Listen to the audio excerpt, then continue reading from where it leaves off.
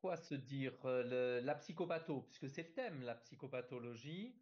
euh, je viens vous en parler parce que ma formation initiale, moi, est d'être docteur en psychopathologie clinique. Donc, je m'intéresse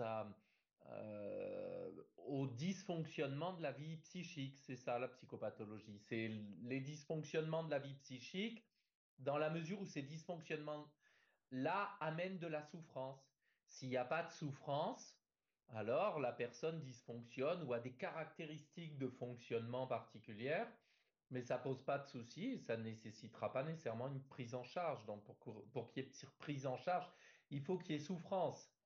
Et quand on parle de dysfonctionnement, ça laisse entendre qu'il y aurait un fonctionnement normal. Donc quand on va parler de psychopathologie, ça va nous poser la question de qu'est-ce que le normal, qu'est-ce que le pathologique, et ça, ça va varier en fonction de l'histoire, en fonction des courants théoriques, en fonction de, de la société dans laquelle on est, du pays, cette question de la normalité. Et ça peut varier, pas d'année en année, mais presque de dizaines d'années en dizaines d'années. Ça change et on le voit bien parce qu'il y a l'évolution du DSM qui est la grille de classification des pathologies mentales qui nous indique qu'il y a ces changements dans le temps puisqu'il y a des éditions régulières du DSM. Et quand on parle de souffrance, on parle de souffrance parce que il va y avoir, nous avons des fonctions psychiques à accomplir ou des fonctions psychologiques à accomplir qui sont les fonctions, par exemple, intellectuelles, cognitives, le raisonnement, la mémoire, tout ce qui est apprentissage, le- les fonctions affectives, les émotions, les sentiments, tout ce qui est de l'ordre du social, les statuts, les rôles, la praxie, faire cuire des pâtes, attraper des stylos, écrire, la psychomotricité, donc la coordination motrice, la motilité, comment on se déplace, la communication, la créativité, et puis les fonctions de base, la sexualité, l'alimentation, l'élimination, et toutes ces fonctions vont se déployer, se réaliser. Et par moments, ces fonctions-là sont entravées, sont limitées en rapport avec des symptômes, sont limitées. Et quand c'est limité, ça va produire de l'angoisse. Et pour moi, c'est le sujet central, c'est le rapport à l'angoisse. Et là, je vais vous indiquer que dans la présentation de ce soir, il y a un parti pris. J'ai des partis pris. Je vais poser aussi des postulats. Je vais dire c'est comme ça que ça fonctionne. Mais c'est un choix. D'autres personnes pourraient me dire bah, je ne suis pas d'accord avec ça. J'ai d'autres partis pris. Un des premiers partis pris, c'est de se dire que l'homme qui arrive au monde est un, est un être d'angoisse parce que quand il arrive au monde, quand les cigognes nous amènent, quand on arrive dans des roses ou dans des choux, on arrive avec notre angoisse. Et notre angoisse liée au fait d'être un être humain. Parce que quand on arrive au monde, la question du temps, la question du manque, le fait que les choses ne se réalisent pas comme on souhaiterait qu'elles se réalisent, le fait qu'il y ait la finitude, à un moment on meurt. Toutes ces questions-là vont faire entrave dès le début et donc déclenchent cette expérience d'angoisse. Et l'angoisse, pour moi, c'est l'écharpe. Si vous me suivez sur les réseaux, vous voyez que souvent je fais des publications où j'ai pris cette métaphore de l'écharpe parce que je porte toujours une écharpe avec moi. Et, et l'écharpe serait la représentation de l'angoisse du fait d'être un être au monde. Tous les hommes qui arrivent au monde sont des êtres d'angoisse, donc ils arrivent tous avec une écharpe. Et ça, c'est le premier point. Et, et ce que vous allez rencontrer dans vos consultations, dans vos cabinets, quand les gens parleront de leurs symptômes, quand les gens vont parler de leurs souffrances, ce que vous allez rencontrer, c'est comment les gens gèrent leur écharpe, comment ils gèrent leur angoisse, quelles sont les stratégies de protection qu'ils vont mettre en œuvre pour faire que l'angoisse soit la plus vivable possible.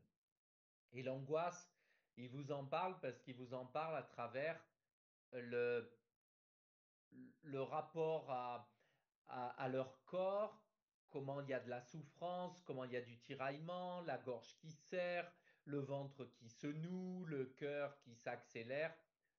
Tout ça, ce sont des signes qui indiquent qu'il y a de l'angoisse.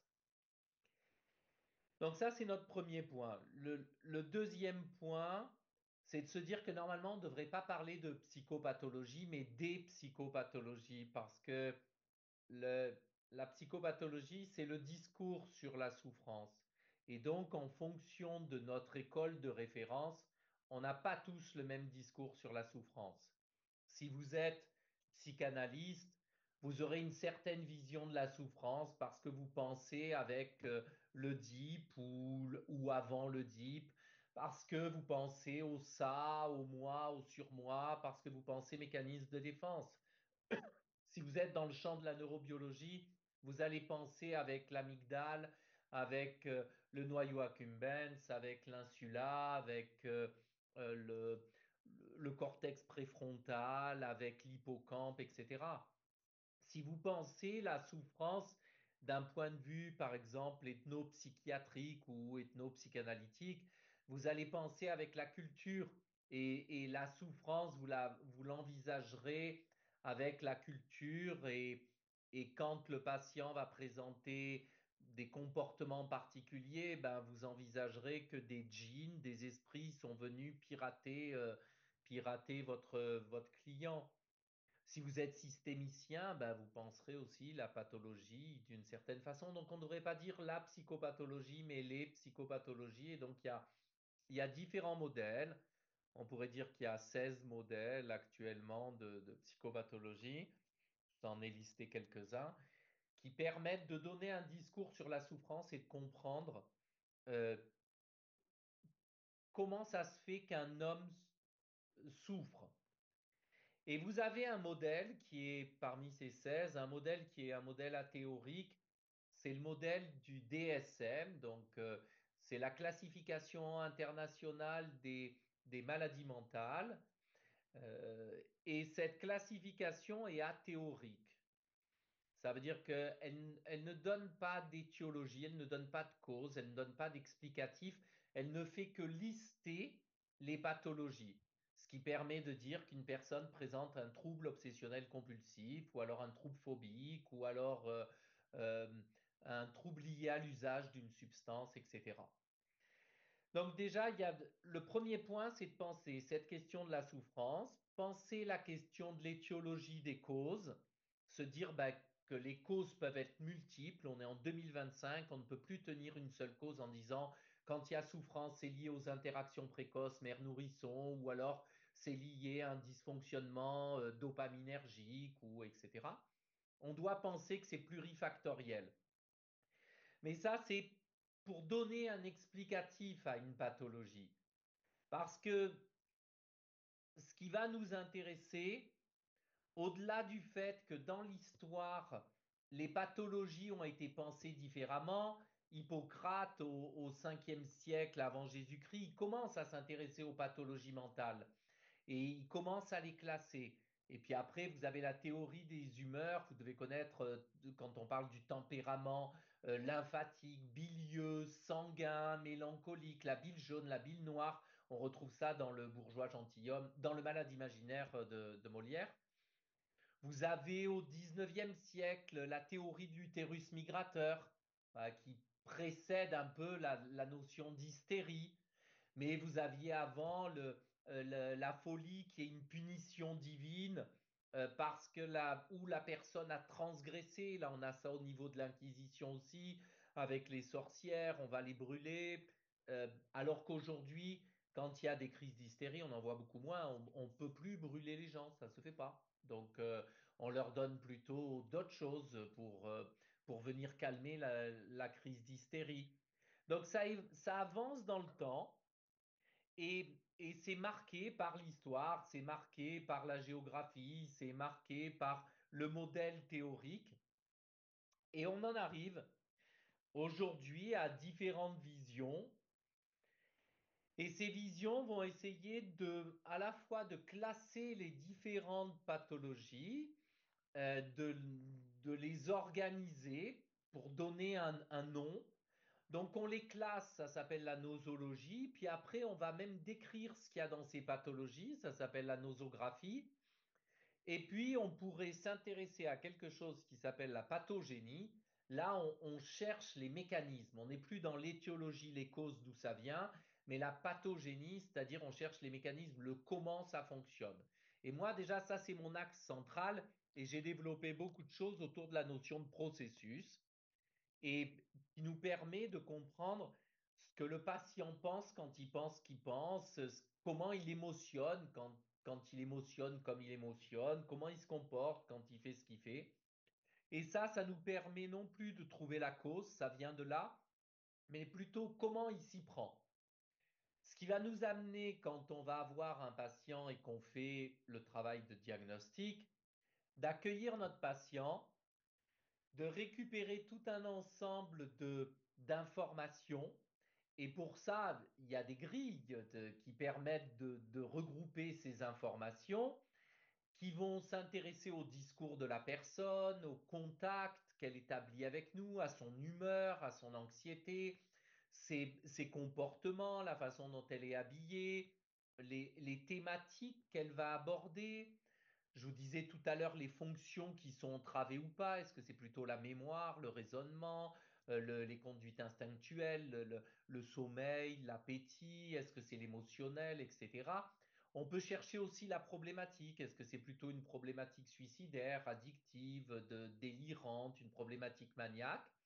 Et quand on a regroupé tous ces éléments, ça nous permet, en fonction de notre école de référence, ou de parler en termes de troubles.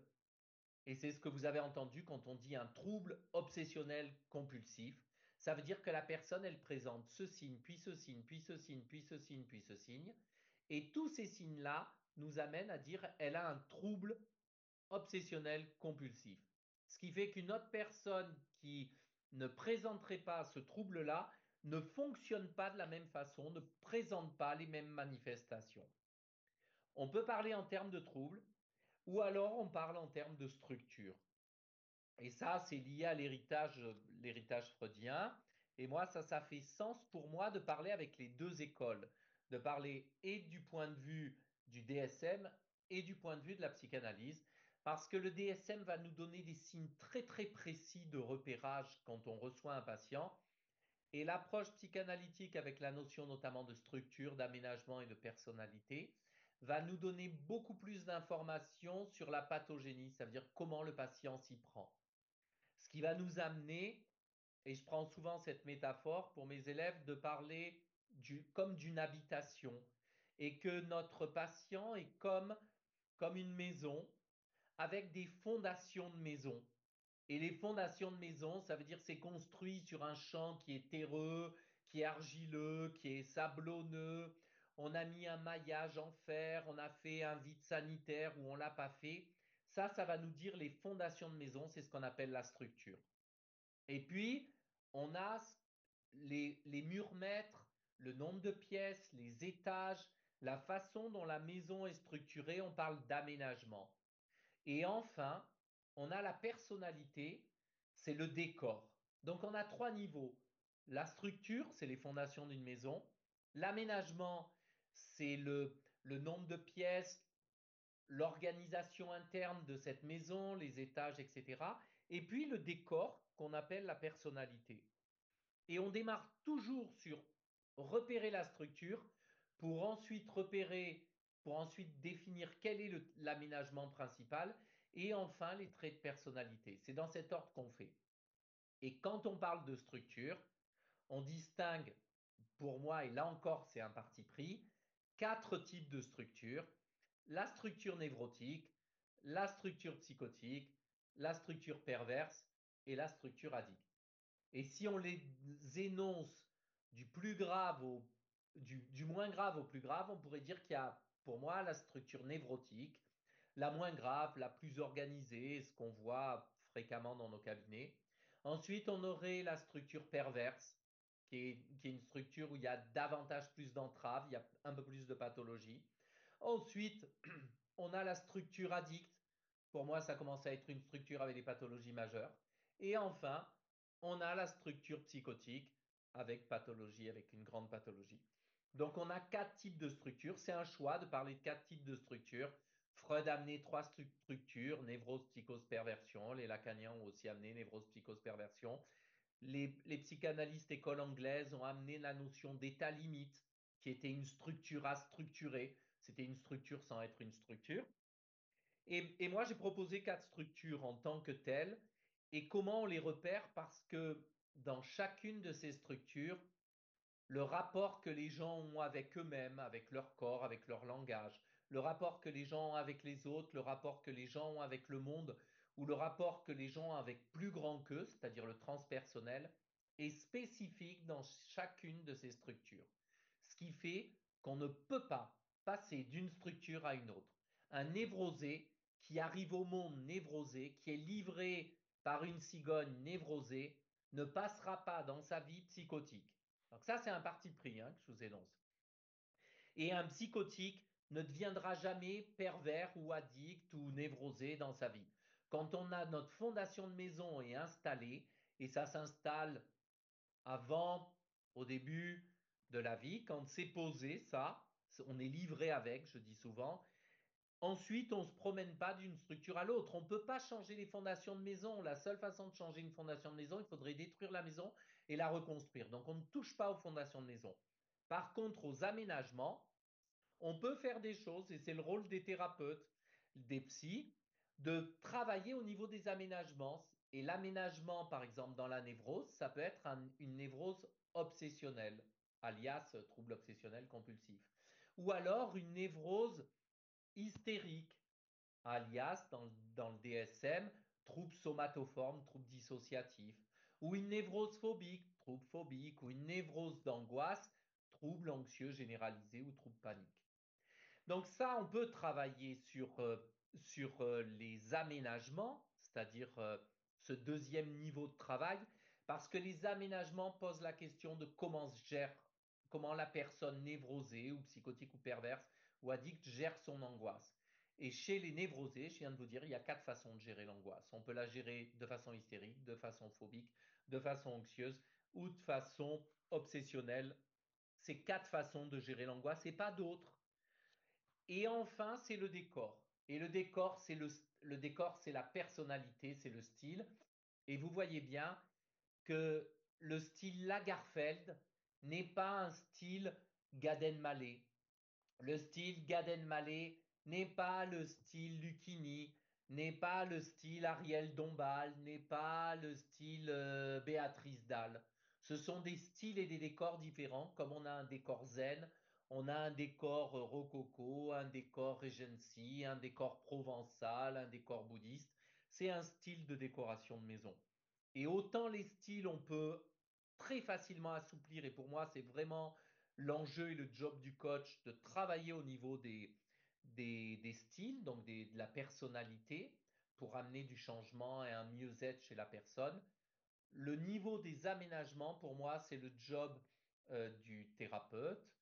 Et le niveau de la structure, on y touche très peu. C'est le travail que font certains euh, psychothérapeutes, certains psychologues, d'accompagner au niveau de la structure ou le travail en institution pour accompagner les patients qui sont sous souffrance au niveau de la structure.